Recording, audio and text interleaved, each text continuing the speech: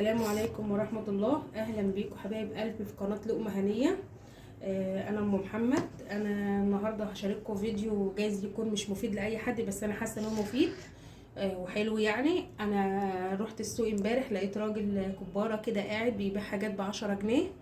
المهم قلت هو في حاجة ب10 جنيه؟ المهم رحت عليه لقيت فعلا حاجات جميلة وحاجات حلوة ورخيصة. اولهم البرطمان ده، لقيته ب10 جنيه. ده للمخلل، ده نملحه في ترمس في العيد، ينعاد عليكم بخير ان شاء الله.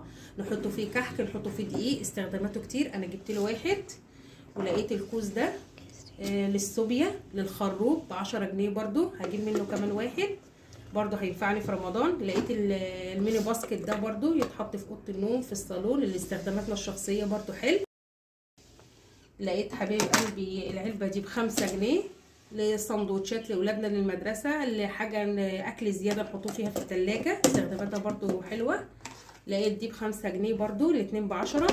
مبشره هنا بتقشر، هنا بتقشر البطاطس، الجزر، الكوسه. بتعمل هنا شيبسي، نمشوها كده على السلاح تنزلنا شيبسي. تبشر لنا البصل والطماطم. هنا تقطع لنا الجزر والحاجات طويله كده بطبق السلطه، شكله جميل شبه المطاعم.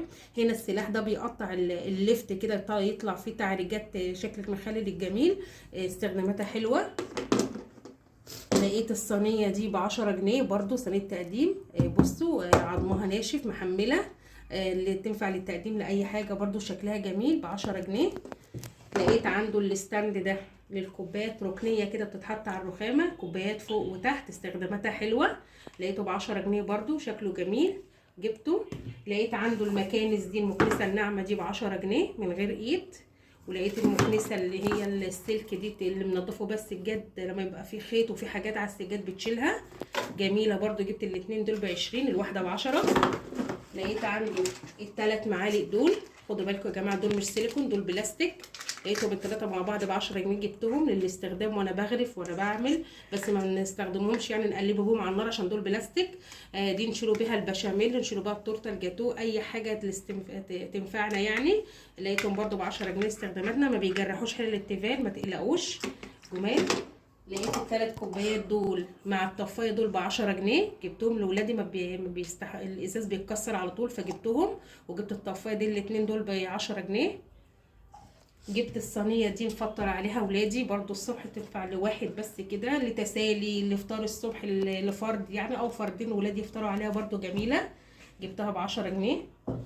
لقيت عنده بصوا ال3 صيني برضو على جنب كده، بس في عيوب. جبت بصوا حضراتكم، هنا في عيوب صغيره متجرحه من الكراتين او حاجه، انا مش لاستخدام الشخصي، انا هعمل فيهم اللي هي كيكه الفنجان، ان شاء الله تطلع ناجحه واوريها لكم. جبتها للاستخدام ده، الاربعه دول ب10 جنيه.